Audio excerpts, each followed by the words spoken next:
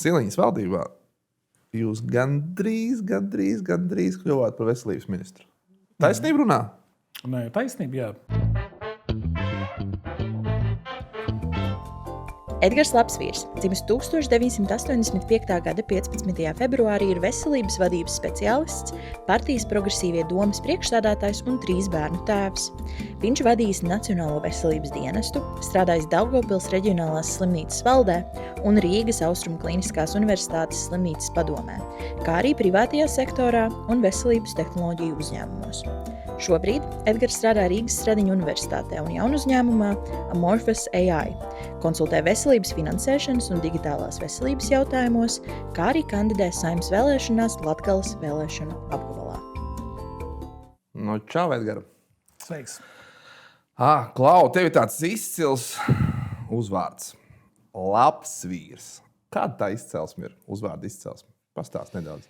Senči nākuši no Valkas daļa. Jo, protams, kā jau lielākā daļa Latvijas iedzīvotāju, man ir ļoti miksēta tā vēsture. Un es esmu īstenībā diezgan izbrīnīts, kāpēc tas ir tik ļoti rets uzvārds Latvijā. Jo īstenībā Gutman, tas ir diezgan tāds. Pats tu esi dzīvojis Ādažos, Daugavpilī, Ādažos. Es piedzimu Daugavpilī, izaugu Daugavpilī līdz... Tu gāji skolā. Līdz 2009. gadam. Īstenībā krīze ir tā lielā finanšu krīze. Mani stipri, manu ģimeni ietekmēja ļoti lielā mērā. Un, tieši tās krīzes kontekstā mēs pārvācāmies uz Rīgu. Un tad sanāk, ka tagad pusē uz pusi. Klau, tu esi pavadījis 2 Latvijas slimnīcas. Nosacīji, vienā tu biji valdē, otrā padomē.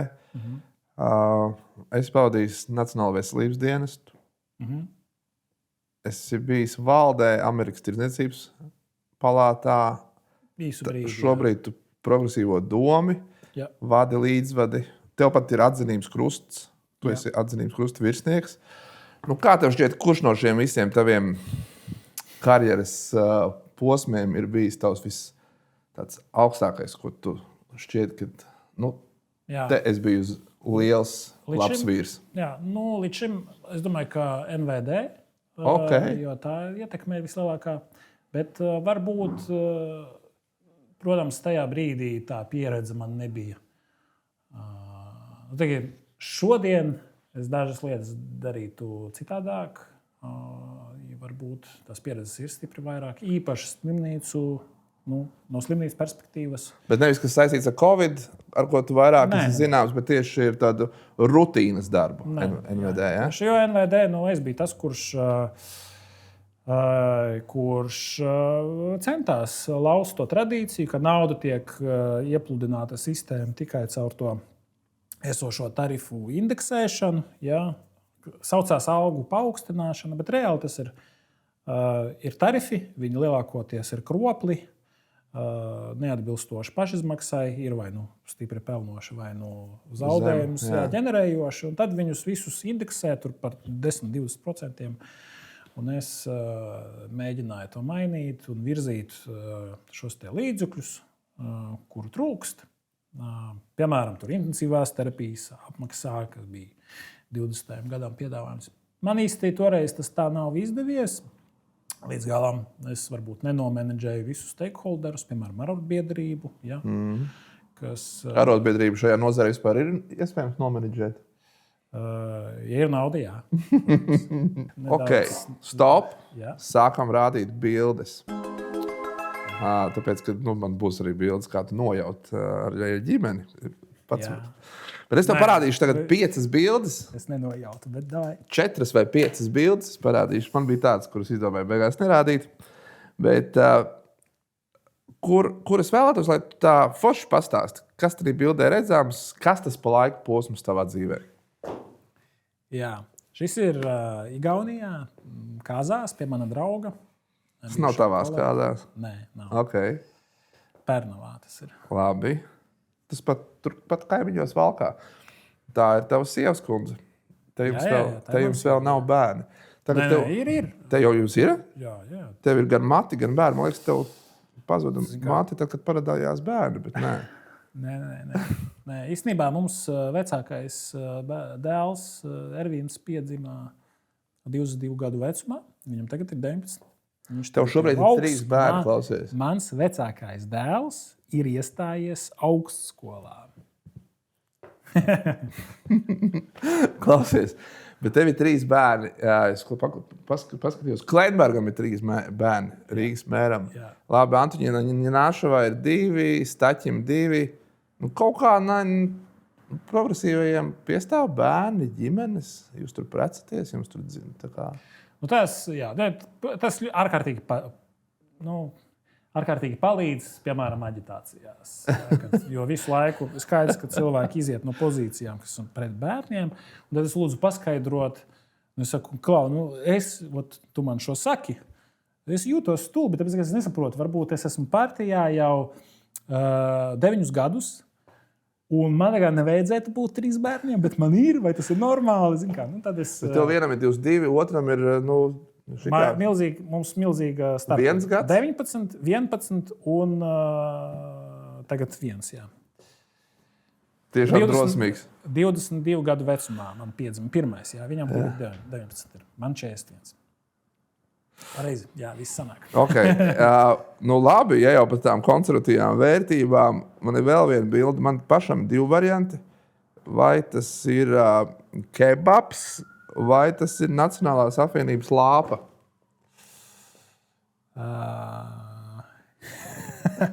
Kas tas ir? Es tagad mēģinu atcerēties, kāpēc tieši lāpa. Tas ir lāpa tomēr, jā? Tas nav kebabs. Jā. Labi. Bet es to nesu Nikitam Trajanskim, bijušajam kolēģim un draugam, uz viņu dzimšanas dienu, kad viņam palika 25. Tad tas nav Nacionālās apvienības lāpu gājiens? Nē. Novembrī. Nē, nekad neesmu gājis ar lāpām. Es biju domājis, tev ir 3 bērni, veidojās stāsts. Dodies Nacionālās apvienības lāpu gājienā. Es esmu tas konservatīvais progresīvo gals. Noteikti. Nē. Labi. Pastīsimies vēl vienu bildi. Man pagaidām mīļākā bilde. Kas tas pa laika posms un ar ko tu tur esi? Tas ir tieši tas 21. gada pavasaris, kad mēs, tas ir pie ATA centra, pie vakcinācijas pirmais centrs lielākais. Mums bija Ķīpsalā, mums bija ATA centrā. Jā. Kā jau teicu, toreiz atkal, ko nozīmē izdarīt. Tā kā pateikt, ka izdarīsi un izdarīt. Tev ir nosacīti laika 1 nedēļa, ja, un tev ir jāorganizē. Protams, tev ir izņēmumi no publiskā iepirkuma likuma un tā tālāk. Tas viss darbojas, ja tur valdība skaņo un 2 reizes nedēļā skaņo visu, kas ir sagatavots. Un skaidrs, ka tas nav normāls darba režīms. Bet tāpat, piemēram, atlasīt lielos vakcinācijas centrus pēc kādiem kritērijiem. Jā, tad es biju tas, kam pietika drosmes. Pirmkārt, es uzrakstīju to rokas grāmatu, vakcinācijas. Viens drosmīgs lēmums ir, ka tu nevari to balstīt uz ārstiem, kā tas parasti ir normāli. Tad skaidrs, ka tas nedarbojas, ja katru pacientu apskata ārsts. Tas tā nebūs. Es tagad neatceros precīzi, bet tie normatīvi arī daži bija jāgroza. Un arī skaidrs, ka, ja tu taisīsi atklāto konkursu telpām, tu neko nedabūsi. Vai ne? Tu varbūt dabūsi, bet tev vajag šo laiks. Jā. Un tad mēs nodefinējam diezgan vienu tādu centrālo kritēriju. Tas ir vislielākās telpas, ko mēs konkrēti apdzīvotāju vietā varam iegūt. Ja tev ir vislielākās, jo lielāka tev ir platība, jo tad lielākas tev ir izredzes tikt pie šī līguma. Protams, tur arī bija spekulācijas, ka konkrēti.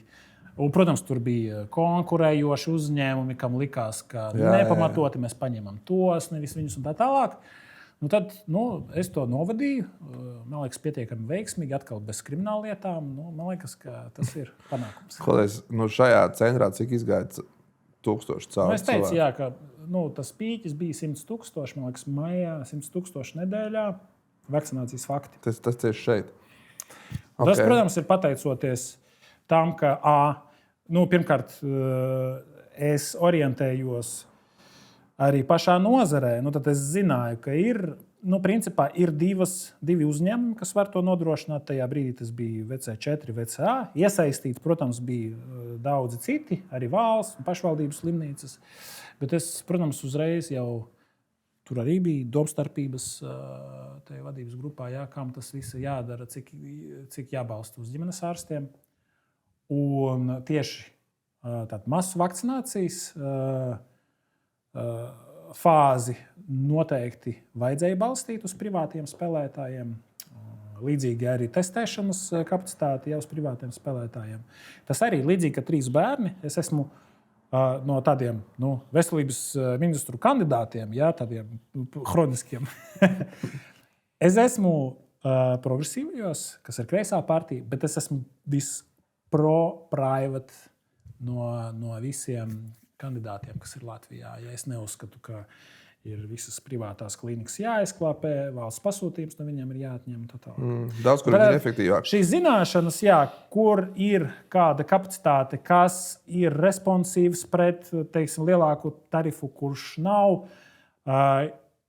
Arī, ja kāds sola, vai viņš piegādās vai nepiegādās, tad tā pieredze ļāva to sistēmu uzbūvēt tādu, kas arī sasniedz rezultātu. Nākamā bilde. Kas te pa draugiem tev aizmugurē?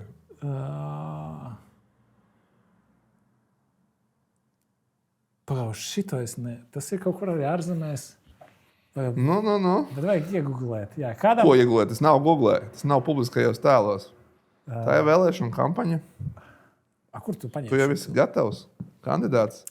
Es kādam draugam sūtīju šo kā prikolu, bet par kādu tēmu, kas tie par kandidātiem... Man šķiet, ka tie Turcijas kandidāti varētu būt. Varētu, jā. Redz, forši. Bet tu man nesūtīji. Es nebiju tavā draugu listē. Nē, esmu joprojām, bet es par to neapvainojos. Es godīgi pateikšu, es neatceros, kas labi. Es biju Turcijā vēlēšanu laikā. Es labi atceros, tie varētu būt arī tur. Bet šo tu atceries visticamāk, vismaz prezidentu, kad tu kopā ar prezidentu stāvi. jā. Ko jūs tur darat? Mēs vispār ar prezidentu labākie draugi. Jā. Tas tev atzinības krusts tiek piešķirts vai kas? Nē. Atzinības krustu man Levits piešķira. Kas arī ir antiprogresīvi. Bet labi, ja nopietni, es vienīgais tevi jaucu ar Šuvāju, ne jau jaucu, pazobojos ar tevi, ka jūs tādi divi brāļi, vai vēl ir kādi pamanījuši, ka jūs esat... Tas reāls gadījums tāds ir bijis, jā. Jā. Nē, es godīgi saprotu, es nesaprotu, kā var sajaukt. Reāli nesaprotu. Ko sieva saka par to? Viņa saka, ka jūs esat līdzīgi? Nē.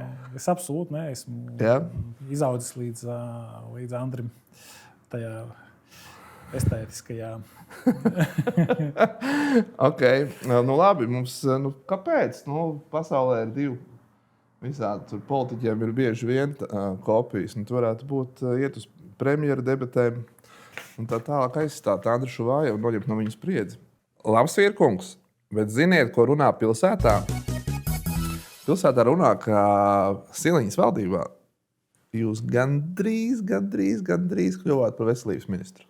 Taisnība runā? Nē, taisnība, jā. Mēs arī tikām jau uz, toreiz tas bija tikšanās ar Latvijas banku un finanšu ministriju par nākamā gada budžetu, jā. Siliņa jau bija akceptējusi tevi? Principā, jā. Progresīvie bija izvirzījuši? Mēs ar Šuvāju ar Siliņu braucām vienā mašīnā jau uz to tikšanos tāda detaļa. Jau viss. Tu biji neko nolēma. Nenozīmē droši vien, bet nē, tā bija, jā. Bet šī epizode nav baigi plaši publiski izskanējis, ka principā tu pēdējā brīdī tika latviski sakot nosvičots uz kultūras ministriju, vai ne? Jā, tas bija gan mans lēmums, gan arī partijas vadības lēmums, jo ir virkne faktoru, kuri ietekmē tajā brīdī to izvēli. Un galvenais bija veselības finansējums, par ko tieši tās tikšanās laikā. Man liekas, ka es biju vienīgais atkal no topošā ministru kabineta, kas uzdeva ļoti konkrētus jautājumus par to finansējumu. Tajā brīdī es varu aprakstīt. 23. gadā veselības aprūpes finansējums sastādīja 1,8 miljārdu eiro. Un tad uz to 24. gadu tas teksts bija tāds, ka budžets paliek 1,6 miljārdi, tāpēc ka tas piešķirums. Ja? Katru gadu veselības aprūpē ir tie vienreizēji piešķirumi, un tur Covid laikā bija viņi ļoti daudz. Un tad no budžets krīt no 1,8 uz 1,6 uz bāzi, un ir 275 miljoni, kas tiek pasniegts, ka tāds nenormāls ieguldījums. Ja? Pirmkārt, es uzreiz teicu, ka es ļoti labi saprotu šo budžeta loģiku, bet ne 275, 75, ja? Tas ir viens. Un otrkārt, tā nav nauda, kura pienāk klāt, tā kā uzreiz ir iebudžetēta, bet viņa tiek atlikta tādā. Principā tev tika sagatavota augsne, atnāks jaunais progresīvais ministrs vienotības valdībā. Jā. Un tev iedod tādu dāvaniņu ar samazinātu budžetu. Tad ir divas lietas. Viena lieta ir tāda, ko nevienam nevar pārmest. Mūsu sistēma ir izveidota tā, ka NVD ir tiešas pārvaldes iestāde. Un es runāju ļoti daudz par to un runāšu arī kampaņas ietvaros. Arī toreiz tas nospēlēja savu lomu. Ja? Kādā veidā? NVD ir tiešas pārvaldes iestāde. Tas nozīmē, ka viņam ir budžets, viņi to budžetu tērē. Tas, ko viņi neiztērē, atpakaļ aiziet valsts budžetā, valsts kasē. Ja? Un tad tajā brīdī bija skaidrs, ka tas budžets būs atkarīgs no tā, kā augs ekonomika, kā pildīsies valsts budžets. Ja? Un tad tu iedomājies, ka, protams, ja var dot un var nedot, un katru naudas pieprasījumu tev ir jāpamato ar PowerPointu ministru kabinetā, tad tu uzreiz saproti, vismaz man pietika pieredze saprast, ka tur neies runa par to, cik labs ir mans PowerPoints, ja? Bet tie piešķirumi būs atkarīgi no tiem apstākļiem, no tā, kā pildas budžets. Un svarīgi ir tas, ka 20, un pēc tam tā tas arī sanāca, bet es brīdināju, ka 24. gada pirmo pusi veselības ministrija nedarīja neko, bet tikai ražoja PowerPointus, lai pamatotu līdzekļu piešķirumus, kuri viņiem tāpat tiktu piešķirti. Bet realitātē tavā vietā Vienotība izvirzīja savu ministru Meriju. Un kas notika ar viņu? Viņam tas budžets bija 1,8 vai 1,6? Nē, beigās viņš bija 1,9, protams. Jā, tāpēc, ka tas bija vienotības ministrs. Jā, un viņam bija vieglāk pie Siliņas un pie Ašarāda izcīnīt. Es varu pilnīgi droši, ka tur tas finansējums vienkārši stagnētu. Viņš tagad stagnē. Tas tiešām noteikti ir lēti. Kad politiķis nedomā par veselības nozari, tas nav tikai tur, ja to paņem nosīties politiskais konkurents progresīvie, tad mēs viņu tur bišķiņu to grūtāku ceļu izdarīsim. Bet no tā taču sabiedrības cieši ne jau tur. Par to epizodu runājot drusciņi arī, kas man likās, es biju, varbūt es arī pārreikinājos daļēji, jo manā redzeslokā nebija alternatīvu ministru. Un tad mēs spiedām ar Andri toreiz pārī tajās sarunās. Viņš vadīja tas sarunas. Mēs spiedām ļoti brutāli. Ja? Divi šuvāji jau sēdēja. Divi šuvāji. Nevar būt kaut kādi 275 miljoni tur 76. resorā, kaut kāda atsevišķa budžeta pozīcijā. Jūs gājāt no spēku pozīcijām, cerot, ka visticamāk... Jā, jo Hosams viņš nepiedalījās debatēs, pirms vēlēšana. Viņš bija deputāts, bet kaut kā mēs...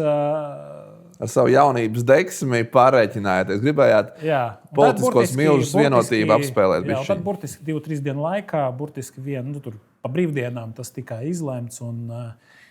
Okay. Es domāju, ka tas ir ļoti labs. Pazud, bet principā... Es domāju, ka mēs izdarījām ļoti, pirmkārt, veselības nozarei pareizu lēmumu. Jā, izcīnījāt līdzekļus, bet neiegulāt amatu. Arī pašai partijai. Hosams ir ļoti stiprs ministrs, ļoti aktīvs, ir uzsācis vairākas reformas un tā tālāk. Bet labi, klausies, bet kad tu Hosamu sācis kaut kur jau, kā kolēģi tur Es to nosaukšu 5 ministrus veselības. Jā. Visus tev zināmus. Sarindo, kurš no viņiem labākais? 1, 2, 3, 4, 5. Aiziet, nešķobies. Ilze Viņķere, kā ministrs, nevis kā personība. Pēteris Apins, Līga Meģelsona, Anda Čakša, Hosams Abumerī. Kurš no šiem 5?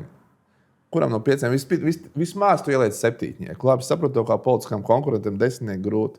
Kuram tu ieliec 7 no šiem 5? 10? 7. Jā. 10 tu neliec nevienam, tu esi politiskais konkurents. Man liekas, ka... Viņķelē 7. Jā. Abumerī 6. Čakša, 6. Meģelsona Līga, 5. Apins Pēters.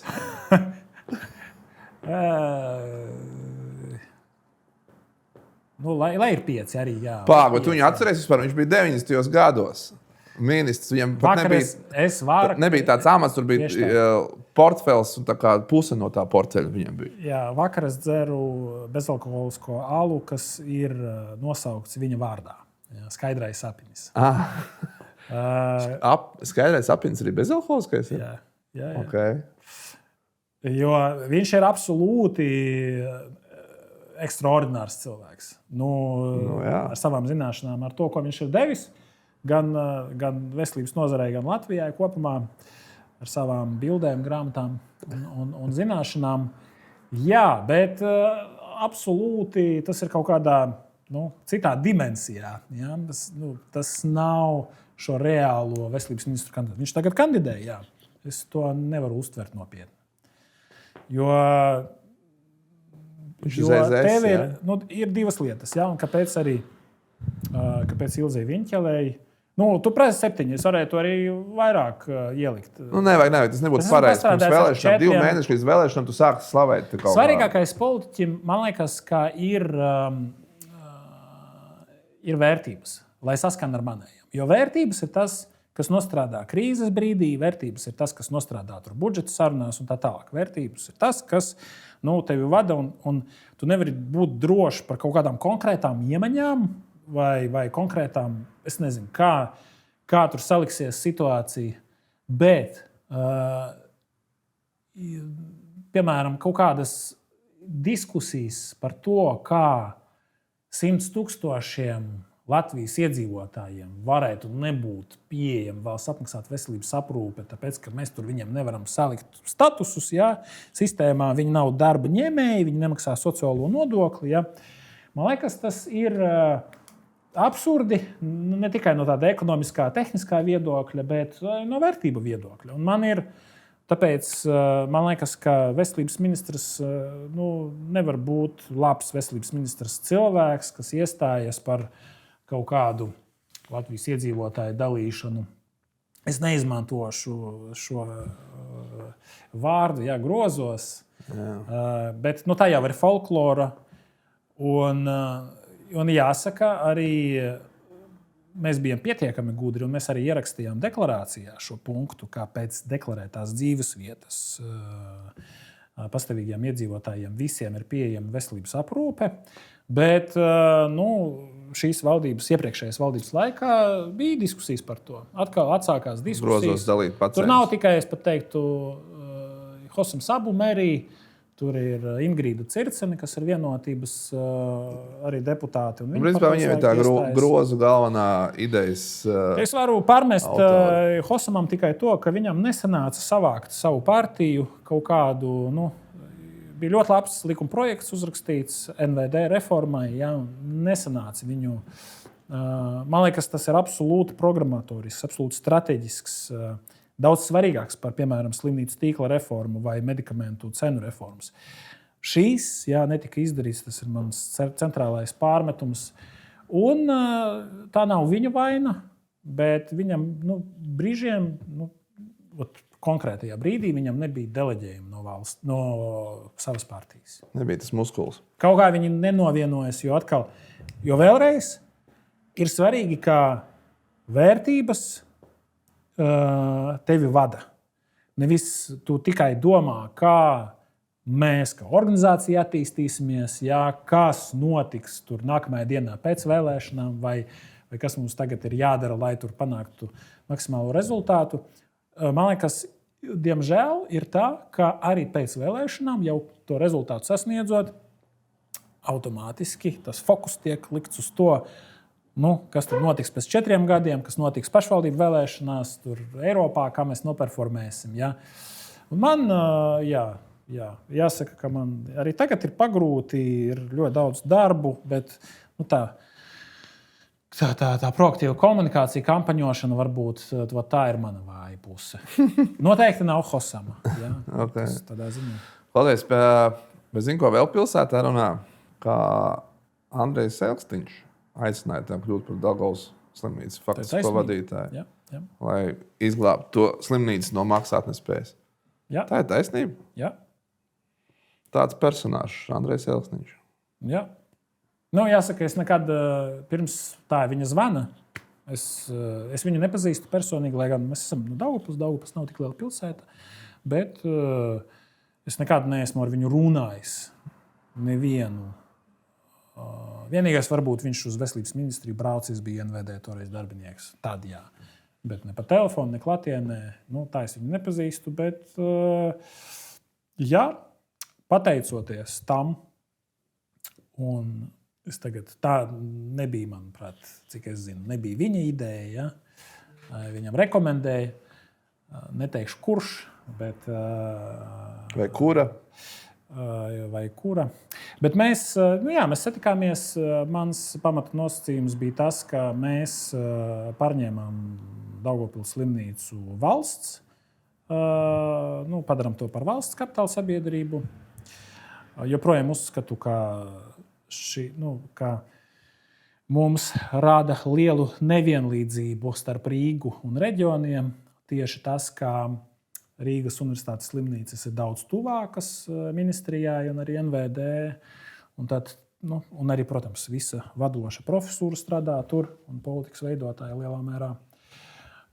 Bet man liekas arī svarīgi tas, ka pierobežas slimnīcas ka viņam var dot tiešu rīkojumu. Ja? Un, kad tā ir pašvaldības slimnīca vai tā ir privātā iestāde, tad parasti tur ir negācijas, tur ir diskusija par to, kā jūs mums to apmaksāsiet. Es to redzēju Covid laikā un arī citos gadījumos. Un tad ir svarīgi, ka tas atslēgas iestādes pieder valstī, un valstī ir arī lemjošs vairākums.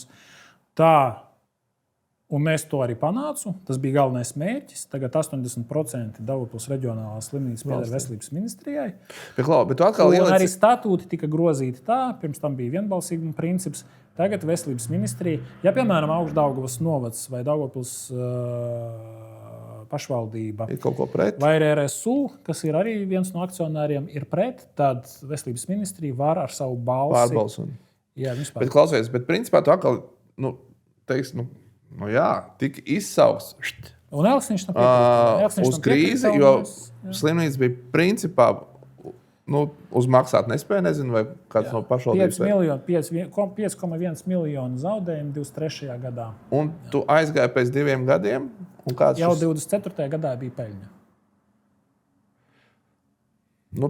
Tev jāiet vadīt biznesu. Priekš kam tev iet? Es vadu biznesu tagad, bet es teiktu, es varu teikt, ka šīs nebūtu iespējams, ja man nebūtu NVD vadības pieredzes. Un tas ir slikti, ka tā var. Kaut kādā ziņā attiecībā uz Daugavpils slimnīcu, kā finansējumu var no 5 miljoniem dabūt plusā, 5 miljonu zaudējumu dabūt plusā. Un arī, ka viņi var dabūt no plusa mīnus, sākumā 3,5 miljonu, tad 5 miljoni. Ja? Tā labi strādājošā sistēma nevajadzētu būt. Nav bail no Daugavpils, no Latgales kandidēt, jo kad notika atlaišanas, daudzi ir neapmierināti. Saprotu, ko nozīmē nākot no privātās sfēras, ko nozīmē griešanas. Būs svītrotākais saraksts kandidāts Latgalē. Es ceru, ka nē. Labi, paprognozēsim. Es domāju, ka nē. Latgalē, pasaka man savu prognozi. Latgalē jums progresīvajos ir 2 spēcīgi vairāki cilvēki, bet 2 līderi izteikti. Ko tur liekties? Leila Rasim no Rēzeknes, Lapsvīrs no Daugavpils. Izsaka savu prognozi. Kurš uzvarēs? Rēzekne vai Daugavpils? Es domāju, ka abi 2 uzvarēs, bet konkrēti Latgalē uzvarēs Leila. Jo? Es uzvarēšu kā veselības nozares kandidāts. Man ir 2 cepures. Ja iepriekšējās vēlēšanās un arī 18. gada vēlēšanās. Es brīnos, starp citu, ļoti daudziem joprojām ir pārsteigums, ka es esmu progresīvajos. Tiešām. Man arī. Ka es kandidēju. Es jau 3. reizi kandidēju. Jocīgi, ka tu neesi pamanījis līdz šim. Un slikti, ka tu neesi pamanījis līdz šim. Bet, labi. Man ir tas 2 cepures. Jā, man ir tas 2 cepures. Un ir jāsaka arī, ka es esmu tāds vienas tēmas politiķis. Jā, un tas ir, protams, mīnus, jo Saeimas deputātām ir svarīgi iet plašumā aptvērties. Dažādi. Bet, es varu nosaukt izcilus vienas tēmas politiķus. Plašāk. Es pasaukšu konkurenci, man nav ko teikt. Judins. Jā. Piemēram. Tāds tieslietu jurists. Es droši vien, nav varbūt sliktākais politiķis, kam līdzināties. Jā. Bet vienlaikus... Bergmanis. Jā. Okay. Es būšu līdzīgs Judinam un Bergmanim. Es padomāšu, tas ir slikti vai labi? Tu esi līdzīgs Šuvajevam.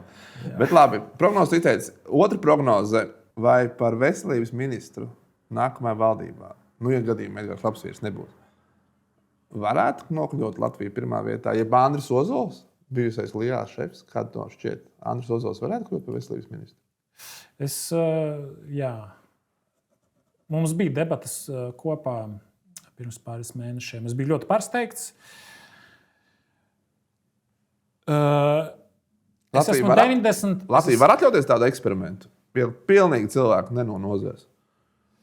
Es nerunāju ārstu vai tā, bet pilnīgi cilvēki, kas nav saistīts. Bet tomēr tur tā pieredze piemēram, Līga Mendelsoni, piemēram, ir bijusi. Tu viņai iedevi vienu no zemākajām atzīmēm. Līgai. Jā, jo viņi ir foršs cilvēks, spēcīgi vadītāji, bet, protams, tas pieredzes trūkums tev neļauj realizēt lietas. Bet politiski Andris Ozols varētu kļūt par veselības ministru?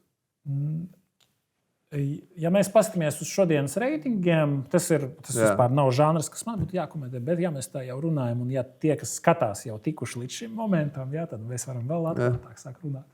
Es domāju, ka tie reitingi ir tādi, ka apvienotais saraksts veido valdību, un bez progresīvajiem to izveidot praktiski nav iespējams. Es domāju, ka tas koridors ir ļoti plašs. Bet, paņemot Aināru Šleseru, tieši tas varbūt tas nav tāds ļoti populārs viedoklis. Man liekas, ka apvienotais saraksts neņems Šleseru. Es pazīstu dažus cilvēkus tur, kas ir ārkārtīgi būtiski. Es arī dažus pazīstu. Es domāju, ka tas dezintegrēs pašu apvienotā sarakstu. Viņš jau tā ir diezgan, negribu salīdzināt, bet salīdzināšu ar Vienotību vai ne, kad ir kādi krīzes brīži, un tad viņi nevar nostāties aiz viņu. Viņam tagad ir Kulbergs, viens aiz kā nostāties, bet Šlesers būtu absolūti eksistenciāls apdraudējums viņiem. Tu netici? Priekš kam? Tu netici Šķēles ietekmē apvienotajā sarakstā? Ticu. Un tu nesaskati saistības starp Šķēli un bet tā ietekme tas nav. Nav. Šobrīd nav, man liekas, arī vismaz Šķēlam apvienotajā sarakstā. Man liekas, nevienā partijā nav tāda noteicoša, ka var pasaukt visus uz paklāju un pateikt, ka darīsiet tagad. Bet Ainārs Šlesers nevar Latvijas pirmajā vietā. Viņam nav. Viņš ir partijas amatpersonu vadītājs. Viņš tā arī dara. Tas stils var būt vairāk vai mazāk autoritārs. Tas ir saprotami. Labi. Bet es domāju, var redzēt, ka tev nav ievēlēts kādreiz bijis. Jā, bet man liekas, Šlesers tie, kas var apvienotais sarakstā, vai Nacionālā apvienībā, vai Jaunajā vienotībā, tie daži, kas noteikti tur ir, kas nopietni apsver iet ar Šleseru, Vai nu viņi neorientējās vispār, un tā tas var būt, ja tu esi ievēlēts, īpaši, ja tur vairāku sasaukums pēc kārtas, tu drusku zaudēji saikni ar realitāti. Viena sieviete, ceru, ka viņi skatās šo, ko es satiku aģitējot Rīgā, kad mēs atklājām to aģitācijas periodu.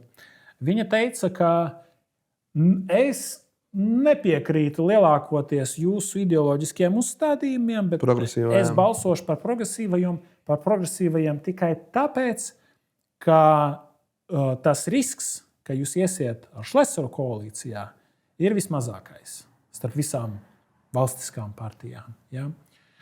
Un vēlreiz apliecinām, ka arī es personīgi neiešu valdībā ar Šlesaru. To ir viegli solīt, jo man liekas, tas mūsu identitāte. Vienkārši partija izjūgtanī brīdī biedri uzrakstā. Bet es domāju, ka tas pats attiecās pa lielam arī uz pārējām partijām. Tāpēc tā varbūtība, ka mums būs jāpiedalās valdības veidošanā, ir ļoti liela. Okay. Un trešā prognoze. Šobrīd zināms, ka Pfizer ir ļoti tuvu vakcīnai pret Laimes slimību. Un interesanti, ka Latvijas gudrās galvas ir tie, kas piedalās pie šīs iespējamās vakcīnas, pat uzlabojumu darbiem un iesaistīti. Kā tev šķiet turpmākā sasaukuma laikā, 4 gadu periodā? Mēs Latvijā varēsim vēl drošāk doties sēņot uz mežiem, ogot. Man liekas, jo mēs varēsim par tehnoloģijām. Vispār es esmu tehnoloģiju cilvēks. Vakcīna. Tu esi bijis arī cilvēks, kuriem daudziem asociējas ar vakcīnām. Tāpēc jautājums par Pfizer. Vai būs Laimes vakcīna 4 gadu laikā? To es nevaru atbildēt. Ko nevar atbildēt? Jā, nē, prognozes. Tas nav tās solījums. Tas nav priekšvēlēšanas solījums. Es domāju, ka nē. Mana prognoze nebūs. Jā, ļoti ilgi. Īpaši vakcīnas. Tādā atkal Covid laikā tas bija izņēmums. Jā, es zinu, tas balstījās uz valsts finansējumu pamatā, tāpēc ka komersanti neuzņēmās to risku. Bet ļoti miera laikā viss darbojas citādi, un vakcīnas, un arī antibiotikas, starp citu, ir ļoti dārgi un ilgi izstrādājums. Jo tev ir jāpierāda, ka veseliem cilvēkiem tas nedara nekādu kaitējumu. Tas vienkārši mehāniski aizņem laiku. Labi, Edgar, es tev atļaušu. Man bija pierakstīts šis jautājums. Es tev vēl parādīšu viņu, lai neapvainojies. Laiks reklāmas pauzei. 1 minūte. Es esmu potenciāls investors. Zinu, ka tu kopā vai atsevišķi ar dažādiem cilvēkiem esi uztaisījis startupu. Pārdod man 1 minūtes laikā. Skaties pulksteni pārdot, lai es dodu jūsu startupam investīcijas. Jā, veselības aprūpē netrūkst izaicinājumu, un tas ārkārtīgi sāp visai sabiedrībai, piemēram, rindu garumi. Un vienīgais risinājums rindu atrisināšanai, atļaušos apgalvot, ir mākslīgais intelekts un gudras pacientu prioritizēšanas sistēmas.